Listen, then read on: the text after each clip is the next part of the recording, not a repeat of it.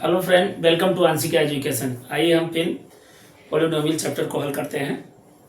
तो find the zero of the polynomial in each of the following. तो इसमें इस क्वेश्चन में क्या दिया हुआ है, इसमें total find of each the question of polynomial is zero. केवल इसमें जो पोलिनोमियल जो दिया हुआ है सबका जीरो निकालना है।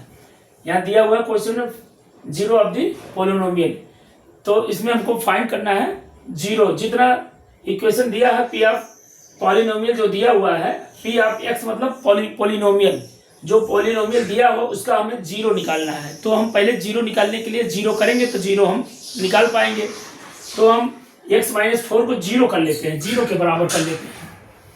तो x - 4 इक्वल टू जीरो हो गया।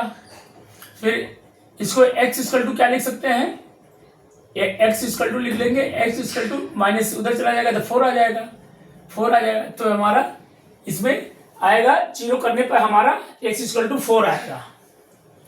इसी तरह हम सेकंड में भी कर लेते हैं। सेकंड में g of x equal to दिया हुआ है 3 - 6x। तो सॉल्व कर लेंगे। पहले क्वेश्चन लिख लेते हैं, 3 - 6x इक्वल टू 0, ये भी कर लेंगे। अब x इक्वल टू क्या लिखेंगे, इसमें x इक्वल टू हो जाएगा, यहाँ पर नीचे कर लेते हैं, 3 को इधर ले लेते हैं, -6x इक्वल टू -3 हो जाएगा। माइनस माइनस कैंसिल हो गया, अब बचा x इक्वल टू 6/3, 3/6 बचेगा, 3/6 बचेगा। अब 3 × 1 = 3, 3 × 2 = 6 इक्वल टू 1/2। तो हमारा जीरो निकालने पर, पोलिनोमियल को जीरो करने के बाद हमें मिल रहा है 1/2। इसका आंसर 1/2 है। फिर इसी तरह तीसरा भी देख लेते हैं, सॉल्व कर लेते हैं तीसरा भी क्वेश्चन। तो हमारा ये 2x - 7 इक्वल टू 0 कर लेते हैं, 2x। फिर अगले स्टेप में आ गया 2x इक्वल टू 7 हो जाएगा। फिर आ जाएगा ये x equal to 7/2, x equal to 7/2। यहाँ 7/2 आंसर है, ये भी आंसर 7/2 आंसर है, इसमें भी ये भी 1/2 आंसर है, इसका 4 आंसर है।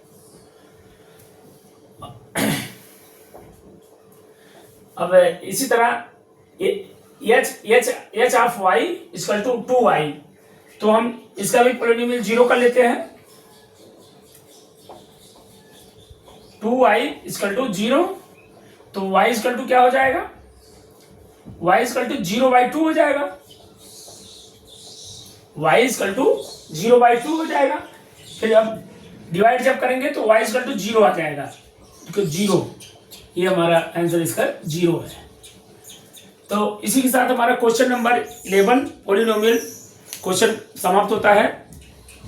आप लोग से विनती है कि जरा हमको कमेंट दिया करिए, कमेंट में हमारे इस सवाल के क्वेश्चन को हल जब करते हैं तो हमें क्या कमी है, क्या अच्छाई है, जरा हमको कमेंट में बता दीजिए। उसी हिसाब से हम आगे वीडियो बनाते हैं। फिर नमस्ते।